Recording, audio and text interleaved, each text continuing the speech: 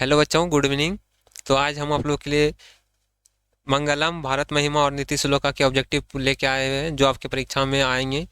चलिए स्टार्ट करते हैं। देखिए, सत्यमेव जयते डैश किस उपनिषद से संकलित है। यह जो सत्यमेव जयते जो श्लोक है वह किस उपनिषद से लिया गया है। आप लोगों को 10 सेकंड का टाइम मिलेगा।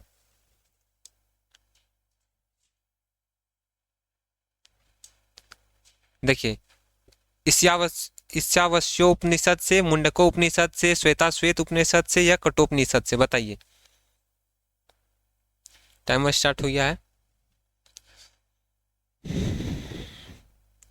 चलिए देखिए, सत्यमेव जयते डैश उपनिषद किस से संकलित है। तो मुंडको उपनिषद से संकलित है। किससे संकलित है? मुंडको उपनिषद से लिया गया है। ठीक है, आगे देखिए।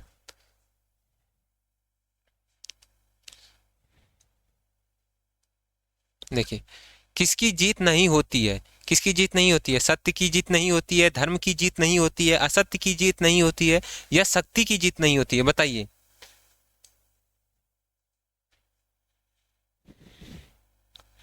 जल्दी जल्दी बताइए।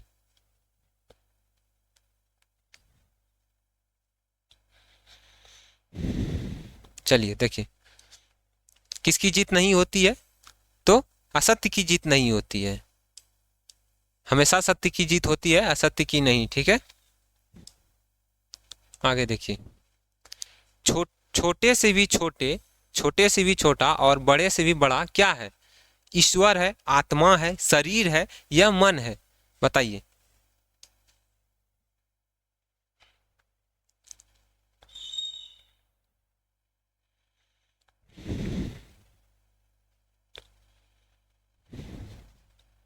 चलिए देखिए, छोटे से भी छोटा और बड़े से भी बड़ा क्या है? तो आत्मा है, जो छोटे से छोटे प्राणी में भी है और बड़े से बड़े जैसे हाथी हुआ उसमें भी है, एक चींटी में भी आत्मा है। समझे ना? चलिए देखिए आगे। नदियां नदियां समुद्र में कैसे मिलती है? नाम को छोड़कर, रूप को छोड़कर, नाम और रूप के साथ, नाम और रूप, रुकिए, नाम और रूप को छोड़कर, बताइए।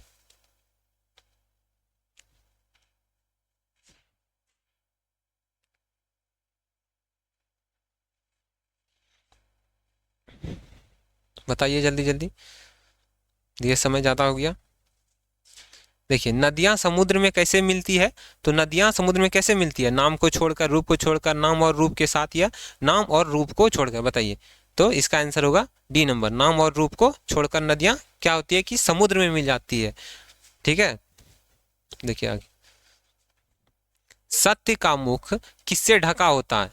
असत्य से, हिरण्मयन पात्र से, या स्वार्थ से, या अशांति से, बताइए। बताइए जल्दी जल्दी।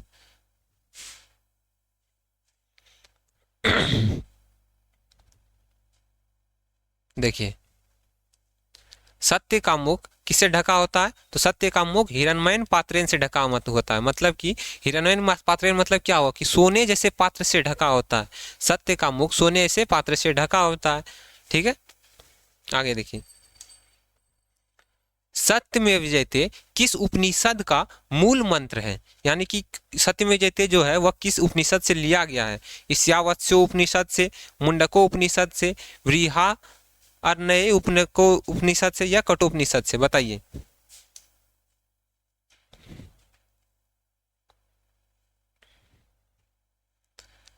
बताइए जल्दी जल्दी।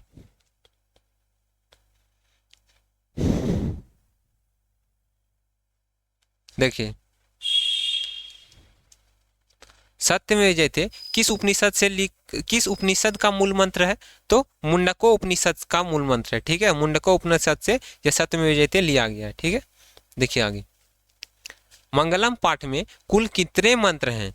मंगलम पाठ जो है वह उसमें कितने मंत्र हैं? 5 है, 4 है, 3 है, या 6 है, बताइए।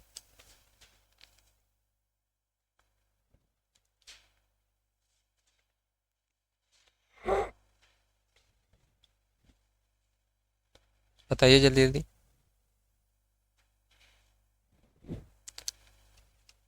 देखिए, मंगलम पाठ में कुल कितने मंत्र हैं? तो 5 मंत्र हैं। ठीक है, कितने मंत्र हैं? 5 मंत्र हैं। देखिए हिरण्मयन पात्रेण दृष्टये, यह मंत्र किस उपनिषद से उद्धृत है? मतलब कि लिया गया, उद्धृत मतलब लिया गया है। ईशावास्य उपनिषद से, मुंडको उपनिषद से, श्वेताश्वेतरोपनिषद से, या फिर कठोपनिषद से? बताइए, टाइमर स्टार्ट हो गया है, बताइए जल्दी जल्दी।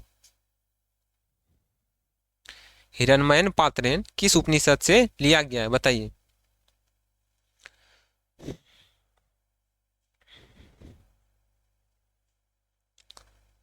देखिए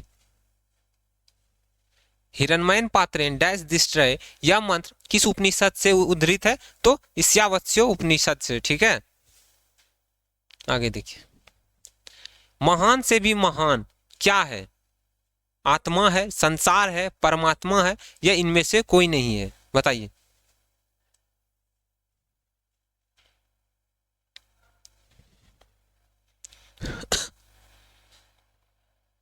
बताइए जल्दी जल्दी कि महान से भी महान मतलब सबसे महान कौन है?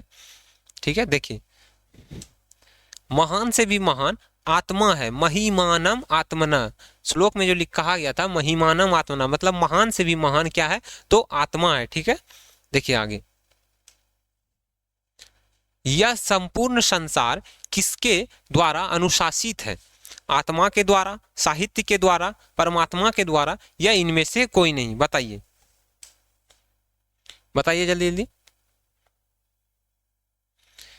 यह संपूर्ण संसार मतलब यह जो जगत है हमारा, पृथ्वी जो है, यह किससे अनुशासित है? मतलब किसके द्वारा चलाया जा रहा है? ठीक है, बताइए। देखिए यह संपूर्ण संसार जो है यह किसके द्वारा अनुशासित है? तो परमात्मा के द्वारा अनुशासित है। ठीक है, देखिए आगे, वेदा हमेतम पुरुषम महानतम डैश विद्ये ऐनाय, मंत्र किस उपनिषद से लिया गया है? यह जो मंत्र है वेदा हमेतम पुरुषम महानतम डैश विद्ये ऐनाय, यह किससे लिया गया है? कठोपनिषद से लिया गया है, श्वेताश्वेतरोपनिषद से लिया गया है, मुंडकोपनिषद से लिया गया है, यह ईशावास्यो उपनिषद से लिया गया है। इसमें से देखिए एक क्वेश्चन जरूर आएगा। ठीक है ना, देखिए आगे बताइए आंसर आप लोग फटाफट कि वेदा हमेतम पुरुषम महानतम डैश विदिते ऐनाय किससे लिया गया है? किस उपनिषद से लिया गया है? बताइए।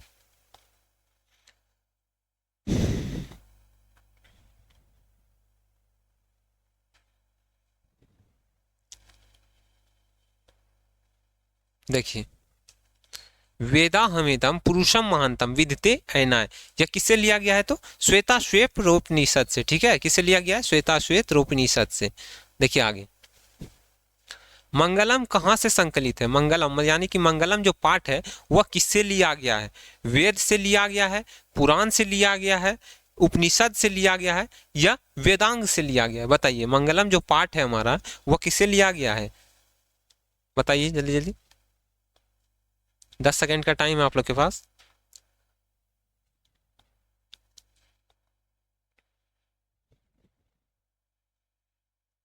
देखिए मंगलम कहाँ से लिया गया? मंगलम जो पाठ है वो किससे लिया गया है? तो उपनिषद से लिया गया है। ठीक है, देखिए आगे, अनो अन्यान महतो महियान महिमाना आत्मना, मंत्र किस उपनिषद से संग्रहित है यानी कि लिया गया है? किस उपनिषद से लिया गया? ठीक है, बताइए। मुंडको उपनिषद से लिया गया है, कठोपनिषद से लिया गया है, या श्वेताश्वेतरोपनिषद से लिया गया, या ईशावास्यो उपनिषद से लिया गया है? बताइए। अनो अन्यान महतो महियान डैश महिमानम आत्मना, बताइए।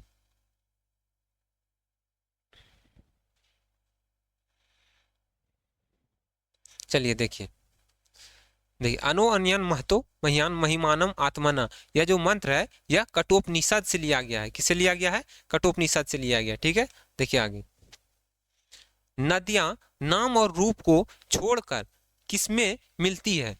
समुद्र में मिलती है, तालाब में मिलती है, मानसरोवर में मिलती है, या झील में मिलती है? बताइए, बताइए। नदियां नाम और रूप को छोड़कर किसमें मिलती है? समुद्र में, मानसरोवर में, तालाब में, या झील में? बताइए।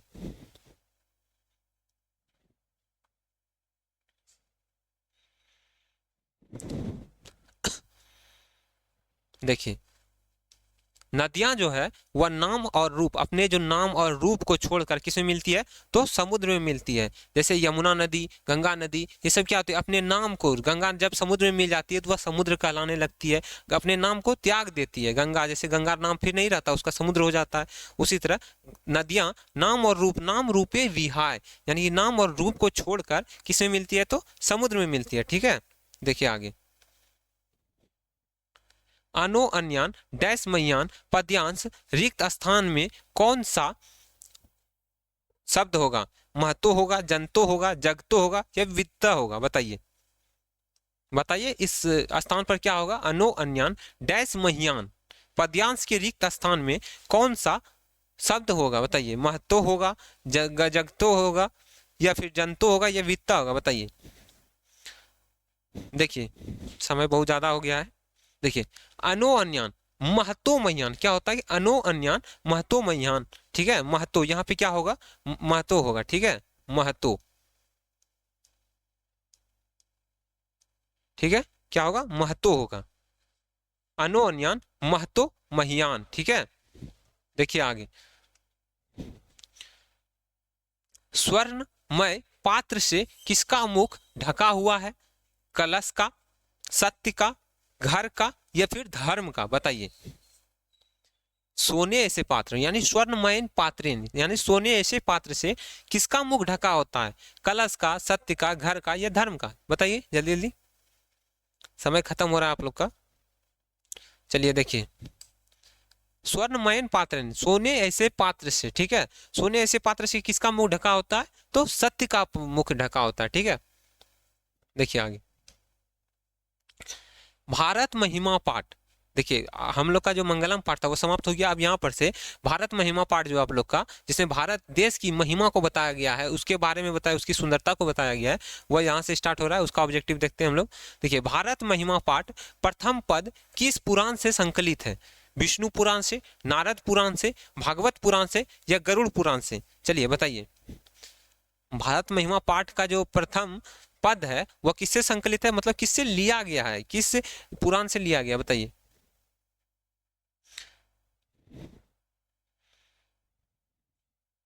देखिए भारत महिमा पाठ प्रथम पद, भारत महिमा पाठ का जो प्रथम पद है वह विष्णु पुराण से लिया गया। किससे लिया गया है, विष्णु पुराण से लिया गया। इस सब ऑब्जेक्टिव आपके एग्जाम में आएगा, इसलिए इस सब पे ज्यादा ध्यान दीजिएगा। देखिए आगे, भारत महिमा पाठ में किस देश की महिमा का वर्णन किया गया है, नेपाल का, भारत का, श्रीलंका का, अमेरिका का, बताइए। बताइए जल्दी, इस सब क्वेश्चन में टाइम नहीं लगना चाहिए, जल्दी जल्दी बताइएगा। ये क्वेश्चन 5 सेकंड का था।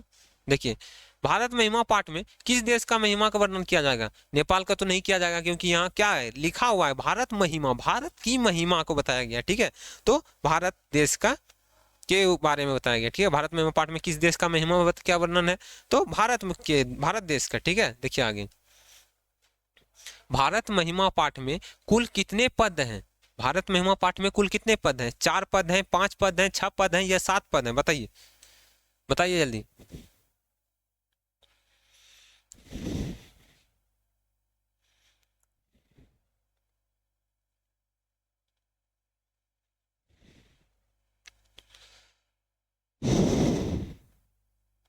भारत महिमा पाठ में कुल कितने पद हैं, 4, 6, 5 या 7, बताइए।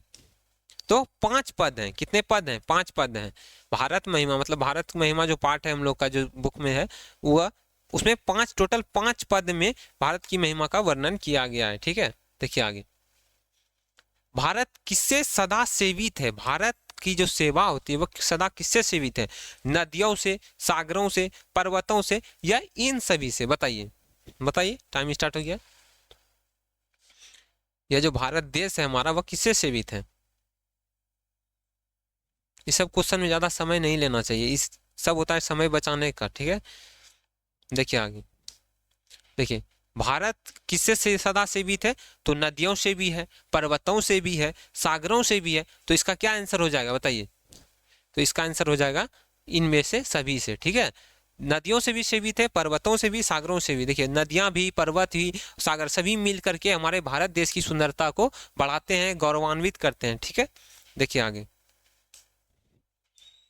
भवंती डैश पुरुषा सुरतवात, रिक्त स्थान की पूर्ति करें, बताइए। ते होगा, भूया होगा, देवा होगा या गायंती होगा, बताइए।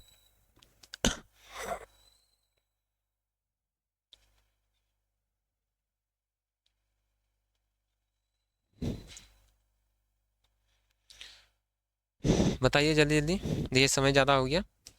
देखिए क्या होगा, भवंती भूया पुरुषा सुरत्वात, यहाँ पे क्या होगा, ये ऑप्शन होगा आपका बी नंबर, भवंती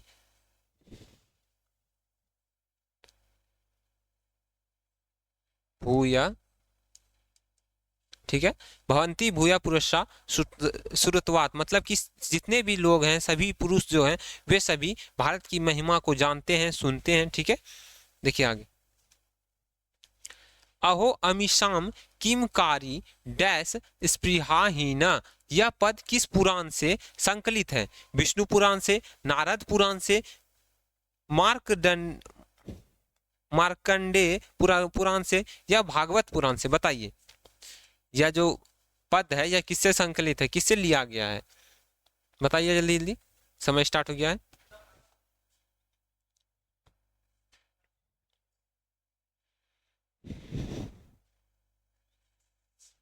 बताइए जल्दी।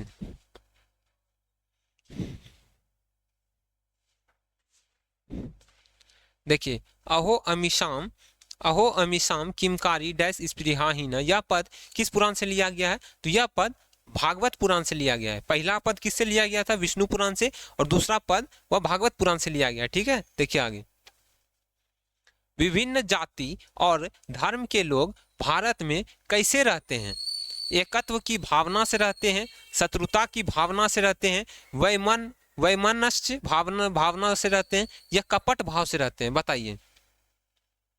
बताइए, विभिन्न जाति मतलब अलग अलग जाति और धर्म के लोग जो हैं भारत में कैसे रहते हैं, बताइए दीदी। देखिए, विभिन्न जाति और धर्म के लोग जो हैं वह भारत में एकता की भावना के साथ रहते हैं, एकता की भावना से मिलजुल कर रहते हैं। ठीक है, तो इसका आंसर क्या होगा? ए नंबर, एकत्व भाव से। ठीक है, देखिए, किसकी महिमा सर्वत्र गाई जाती है? किसकी महिमा सभी जगह गाई जाती है? श्रीलंका की, भूटान की, भारत की या बांग्लादेश की, बताइए। बताइए किस देश की महिमा जो है सभी जगह मतलब हर जगह पूरे विश्व में गाई जाती है? देखिए, किसकी महिमा सर्वत्र गाई जाती है? तो भारत देश की महिमा सर्वत्र, सभी जगह जो है ना, भारत देश की महिमा गाई जाती है। भारत की शोभा से कौन प्रसन्न होते हैं? मतलब भारत देश को देख करके कौन प्रसन्न होते हैं? ईश्वर, आलसी, दैत्य, दैत्य मतलब राक्षस, क्रोधी या फिर क्रोधी, बताइए। बताइए जल्दी जल्दी कि भारत की जो शोभा है, इसकी जो सुंदरता है, उसको देखकर कौन प्रभावित हो जाते हैं, मोहित हो जाते हैं, बताइए। देखिए, भारत की जो शोभा है, रक्षा व्यवस्था है, इस सब को देख करके ईश्वर, भगवान जो है वे खुश होते हैं, वे मोहित हो जाते हैं भारत के प्रति। ठीक है, देखिए आगे। भारत भूमि कैसी है? भारत जो भूमि है वह कैसी है? विशाल है, निर्मला है, वत्सला है या सभी है, बताइए। हमारी भारत की जो भूमि है वह कैसी है? देखिए, ये सब क्वेश्चन में ज़्यादा समय नहीं लगाइएगा। देखिए, भारत भूमि कैसी है? तो विशाल भी है, निर्मल भी है और वत्सला भी है। ठीक है, तो इसका आंसर क्या होगा? डी नंबर, सभी। ठीक है, देखिए, भारत भूमि कैसी है? तो निर्मला, वत्सला और विशाल, तीनों है। ठीक है, देखिए आगे। गायंती देवा डैश पुरुषा सुरत्वात, यह पद किस पुराण से उद्धृत है, मतलब लिया गया है, बताइए।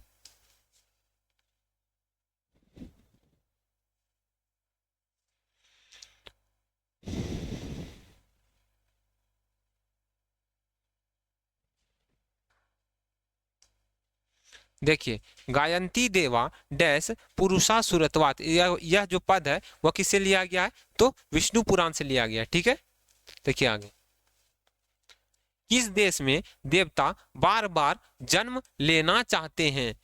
भारत में, नेपाल में, यूनान में या भूटान में? बताइए, बताइए किस देश में जो है देवता वे बार बार जन्म लेना चाहते हैं? बताइए।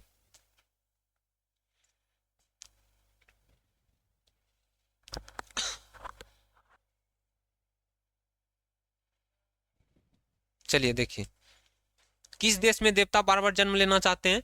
तो भारत देश में। क्यों? क्योंकि भारत देश की जो सुंदरता है वह बहुत ही आकर्षित है। देखिए आगे, किसके गीत देवता भी गाते हैं? भारतवर्ष के, बांग्लादेश के, स्वीडन के या पाकिस्तान के? बताइए, बताइए किसके गीत मतलब किसकी चर्चा देवता मतलब भगवान भी करते हैं? तो देखिए, किसके गीत देवता भी गाते हैं? तो भारतवर्ष के, भारत जो देश है उसकी चर्चा मतलब कि गीत भगवान भी गाते हैं। ठीक है, देखिए आगे। भारत महिमा पाठ का द्वितीय श्लोक किस पुराण से संकलित है? अभी हम आप लोग को बताए थे, देखते हैं आप लोग में से कौन कौन बता पाते हैं। विष्णु पुराण से, भागवत पुराण से, पद्म पुराण से या वायु पुराण से? बताइए, जल्दी जल्दी बताइए। भारत महिमा का पाठ का द्वितीय श्लोक जो है वह किस पुराण से लिया गया है? विष्णु पुराण से, भागवत पुराण से, पद्म पुराण से या फिर वायु पुराण से? बताइए। देखिए, भारत महिमा पाठ का द्वितीय श्लोक जो है वह किससे लिया गया है? तो भागवत पुराण से लिया गया है। पहला पद विष्णु पुराण से लिया गया था और दूसरा पद भागवत पुराण से लिया गया था। ठीक है, देखिए, हम सभाओं में भारतवर्ष के प्रति क्या होनी चाहिए? गुरु भक्ति होनी चाहिए, देशभक्ति होनी चाहिए, पितृभक्ति होनी चाहिए या देशभक्ति होनी चाहिए? अच्छा, यहाँ पे देव भक्ति है, देव भक्ति होनी चाहिए, पितृभक्ति होनी चाहिए या देशभक्ति होनी चाहिए? बताइए, बताइए जल्दी से। हम सभाओं में भारतवर्ष के प्रति क्या होनी चाहिए? चलिए देखिए, हम सभाओं में भारत वर्ष के प्रति क्या होनी चाहिए? तो देशभक्ति होनी चाहिए, देश के प्रति भक्ति होनी चाहिए। ठीक है, देखिए आगे। भारत महिमा पाठ में पुराणों से कितने पद संकलित हैं? 5, 3, 2 या फिर 4? बताइए, पुराणों से कितने पद संकलित हैं? बताइए।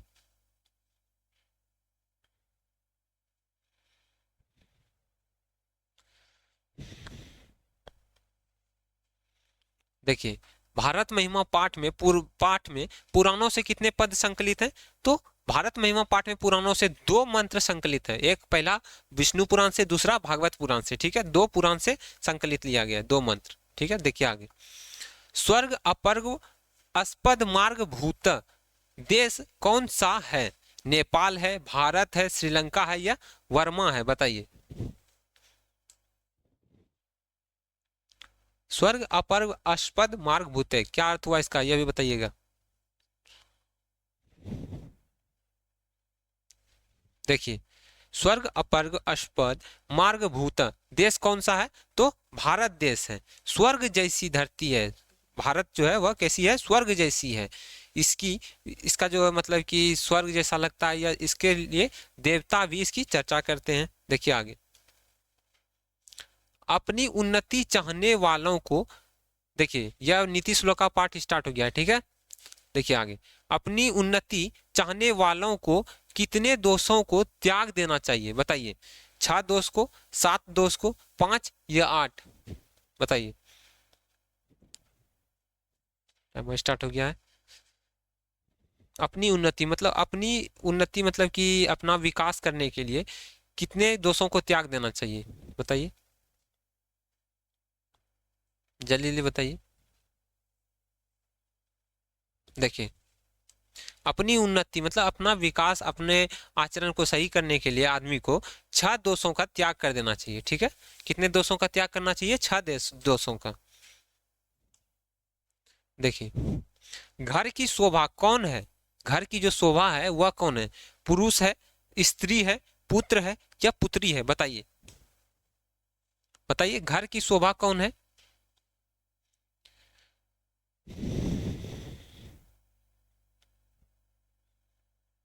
चलिए देखिए, घर की जो शोभा है वह कौन है? वह स्त्री है। कौन है? घर की शोभा स्त्री होती है। ठीक है, देखिए आगे। सुलभ कौन है? सुलभ, सुलभ कौन है? अप्रियवादी, अप्रिय श्रोता, सतत प्रियवादी, सतत पथ्यवादी। बताइए।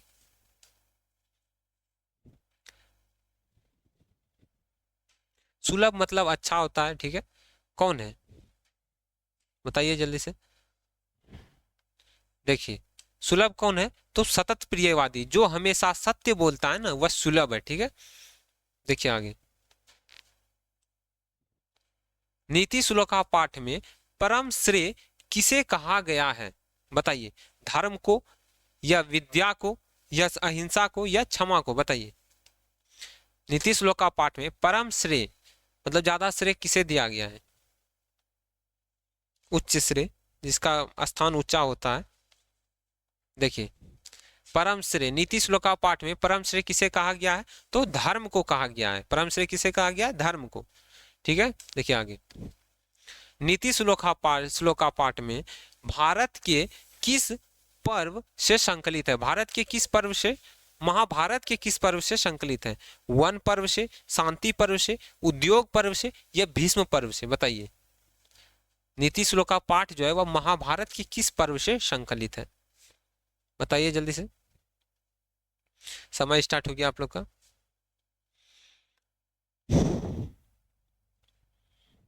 देखिए, नीति श्लोका पाठ जो है वह महाभारत के उद्योग पर्व से संकलित है। किससे संकलित है? उद्योग पर्व से। ठीक है, देखिए आगे।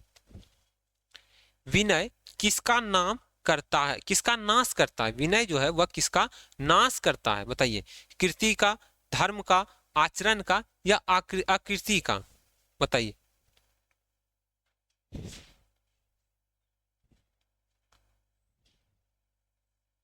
बताइए जल्दी जल्दी। विनय किसका नाश करता है? विनय मतलब विनम्रता, किसका नाश करता है? कीर्ति का करता है, धर्म का करता है, आचरण का करता है, या आकृति का? बताइए। देखिए, विनय जो है वह आकृति का नाश करता है। आकृति या अपयश, इसको अपयश भी बोल सकते हैं आप लोग, अपयश। ठीक है, विनम्रता किसका नाश करता है? तो अपयश का नाश करता है। ठीक है, देखिए आगे। उत्तम शांति क्या है? उत्तम शांति क्या है? क्षमा है, अहिंसा है, धर्म है, या विद्या है? बताइए। उत्तम शांति क्या है?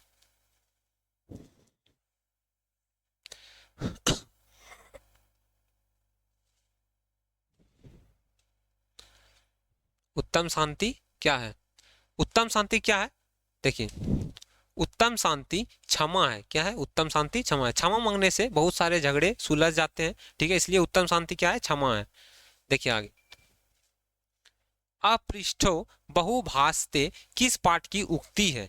नीति श्लोका पाठ की उक्ति है, मंदाकिनी वर्णम की उक्ति है, अलस कथा की उक्ति है, या मंगलम की? बताइए। अपृष्ठो बहुभाषते किस पाठ की उक्ति है? बताइए जल्दी जल्दी, समय आप लोग का स्टार्ट हो गया है।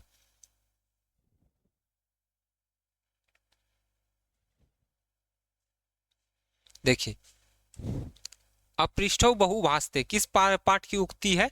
तो नीति श्लोका पाठ की उक्ति है। ठीक है, देखिए आगे। परम तृप्ति देने वाली क्या है? परम तृप्ति देने वाली क्या है? विद्या है, क्रोध है, लोभ है, या दीर्घ सूत्रता है? बताइए। बताइए दीदी, परम तृप्ति देने वाली क्या है?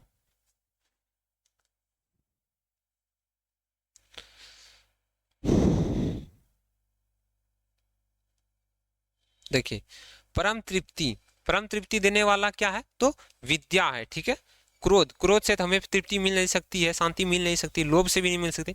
दीर्घ सूत्रता, देखिए इसका क्या अर्थ हुआ कि दीर्घ सूत्रता मतलब देरी से काम करने की आदत। ठीक है, देखिए आगे। नीति श्लोका पाठ किस ग्रंथ से संकलित है? विदुर नीति से, नीति शतक से, शुक्र नीति से, या चाणक्य नीति दर्पण से? बताइए। बताइए कि नीति श्लोका पाठ किससे लिया गया, किस ग्रंथ से लिया गया है? बहुत आसान सवाल है ये, क्वेश्चन है। देखिए नीति श्लोक का पाठ जो है वह विदुर नीति से लिया गया है, ठीक है। देखिए आगे, रूप की रक्षा किससे होती है? रूप की रक्षा किससे होती है? सत्य से होती है, मृजया से होती है, योग से होती है, या वृत्ति से होती है? बताइए।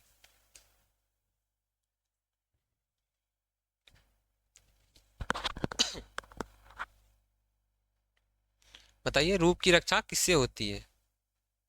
देखिए रूप की रक्षा जो है, रूप की रक्षा वह मृजया से होती है। मृजया का क्या अर्थ है? सौंदर्य, स्वच्छता, ठीक है। इसको स्वच्छता भी लिख सकते हैं आप, ठीक है। मृजया का अर्थ सौंदर्य या स्वच्छता, ठीक है। रूप की रक्षा किससे होती है? तो मृजया से होती है। देखिए आगे, महाराज धृतराष्ट्र के प्रश्नों का समुचित समुचित मतलब समुचित उचित उत्तर, ठीक है, कौन देते हैं? मंत्री विदुर देते हैं, अर्जुन देते हैं, दुर्योधन देते हैं, या कृष्ण देते हैं? बताइए। महाराज धृतराष्ट्र के प्रश्नों का समुचित उत्तर बताइए कौन देते हैं?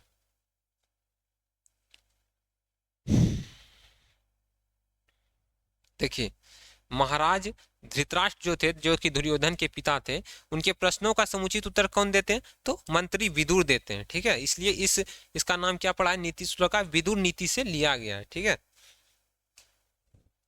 देखिए परपीड़न किस लिए होता है? मतलब अधिक पीड़ा किस लिए होता है? किसको होता है या फिर किस लिए होता है? पुण्य के लिए होता है, नाश के लिए होता है, पाप के लिए होता है, या धर्म के लिए होता है? बताइए। परपीड़न किसके लिए होता है? बताइए जल्दी जल्दी, समय स्टार्ट कर दिए हैं।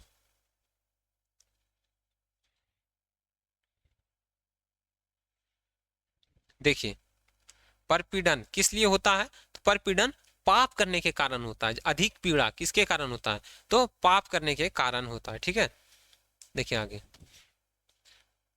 नरक के कितने द्वार हैं जिनसे व्यक्ति का नाश होता है? बताइए। 4 द्वार हैं, 3 द्वार हैं, 5 द्वार हैं, या 7 द्वार हैं? बताइए। बताइए नरक जाने का नरक जाने के लिए कितने द्वार हैं?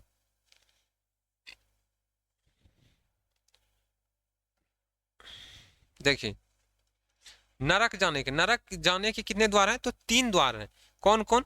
काम है, ठीक है, क्रोध है, और लोभ है, ठीक है। नरक जाने के कितने द्वार हैं? नरक जाने के 3 द्वार हैं, काम, क्रोध और लोभ। चलिए देखिए आगे, बिना बुलाए कौन आता है? बिना बुलाए कौन आता है? सज्जन आते हैं, मूर्ख आते हैं, दुर्जन आते हैं, या इनमें से कोई नहीं आते? बताइए। बिना बुलाए कौन आते हैं? जल्दी जल्दी बताइए। देखिए बिना बुलाए कौन आते हैं? तो बिना बुलाए मूर्ख आते हैं। कौन आते हैं? बिना बुलाए मूर्ख आते हैं। जो मूर्ख होते हैं वही बिना बुलाए कहीं भी पहुंच जाते हैं। देखिए आगे, विदुर नीति, विदुर नीति यहाँ पे रो होगा। विदुर नीति किस ग्रंथ का अंश विशेष है? रामायण का, उपनिषद का, महाभारत का, या वेद का? बताइए। विदुर नीति जो है वह किस ग्रंथ से लिया गया है? अंश विशेष मतलब किसका अंश है? रामायण का, महाभारत का, उपनिषद का, या वेद का? बताइए जल्दी से। देखिए विदुर नीति जो है वह किस किस ग्रंथ का अंश है? तो महाभारत का, ठीक है। देखिए आगे, धर्म की रक्षा, धर्म की जो रक्षा है, धर्म की रक्षा किससे होती है? सत्य हो से होती है, वृत्ति से होती है, विद्या से होती है, या इनमें से कोई नहीं? बताइए। धर्म की रक्षा किससे होती है? बताइए।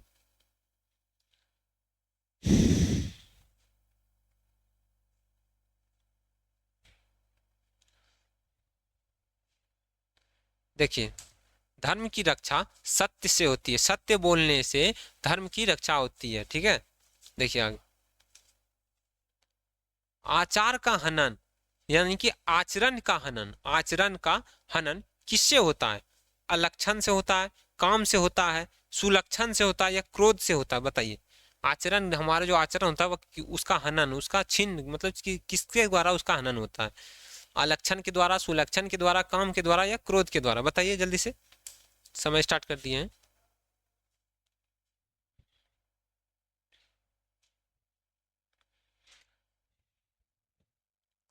देखिए आचरण का जो हनन है वो किसके द्वारा होता है, तो अलक्षण के द्वारा होता है। अलक्षण या फिर इसको कुलक्षण भी बोल सकते हैं हम लोग। क्या बोल सकते हैं, कुलक्षण भी बोल सकते हैं, कुलक्षण। ठीक है, किसके द्वारा होता है, कुलक्षण के द्वारा भी होता है। आचरण का जो हनन है वह अलक्षण या कुलक्षण भी बोल सकते हैं। चलिए देखते हैं आगे। विद्या की रक्षा किससे होती है, विद्या की जो रक्षा है वह किससे होती है, सत्य से होती है, योग से होती है, मृजया से होती है, या वृत्ति से होती है, बताइए बताइए जल्दी से। विद्या की रक्षा किससे होती है,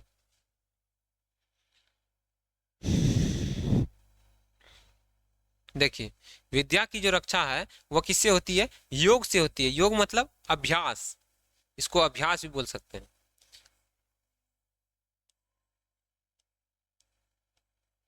ठीक है, इसका विद्या की रक्षा किससे होती है, तो अभ्यास से होती है। चलिए देखिए आगे। नीति श्लोक का पाठ के आधार पर सुख देने वाली क्या है, विद्या है, क्षमा है, धर्म है, या अहिंसा है, बताइए। नीति श्लोक का पाठ के आधार पर सुख देने वाली क्या है,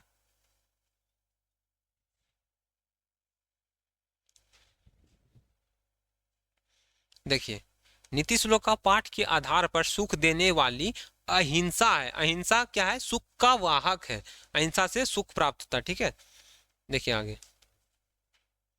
नीति श्लोक का पाठ में कितने श्लोक हैं, नीति श्लोक का पाठ में कितने श्लोक हैं, 6 हैं, 8 हैं, 10 हैं, या 5, बताइए।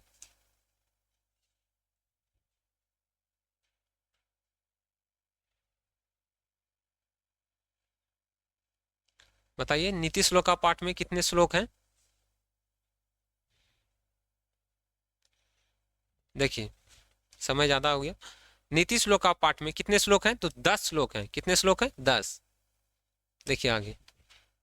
सतत प्रियवादी लोग होते हैं, दुर्लभ होते हैं, सुलभ होते हैं, अलभ्य होते हैं, या अत्यलभ्य होते हैं, बताइए।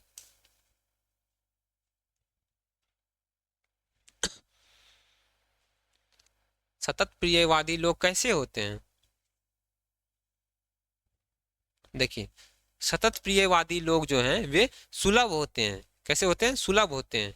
देखिए इसका उल्टा क्वेश्चन भी पूछ सकते हैं कि सुलभ कौन होते हैं, तो उसमें उस समय आप लोग आंसर दीजिएगा कि सतत प्रियवादी लोग होते हैं। सुलभ कौन होते हैं, सतत प्रियवादी। अगर पूछेगा सतत प्रियवादी कौन होते हैं, तो सुलभ होते हैं। ठीक है, देखिए आगे। अनर्थ का नाश किससे होता है, बताइए। विनम्रता से होता है, क्षमा से होता है, आचरण से होता है, या पराक्रम से होता है, बताइए।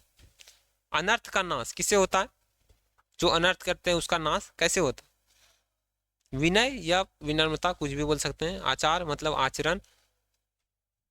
ठीक है, देखिए अनर्थ का जो नाश है वह किससे होता है, तो पराक्रम से किया जाता है, बल से किया जाता है। अनर्थ को अनर्थ करते हैं तो उसको बल से शांत किया जाता है, पराक्रम से समाप्त किया जाता है। ठीक है, चलिए आप लोग का समाप्त हो गया। देखिए ये सबको दोबारा आप लोग देख करके रिवीजन कीजिएगा बार बार। ठीक है, ये सब क्वेश्चन आपके पर एग्जाम में आने वाला है। आशा करते हैं आपको यह अच्छा लगा होगा। ठीक है, तो इस वीडियो को लाइक कीजिए। ठीक है, थैंक यू।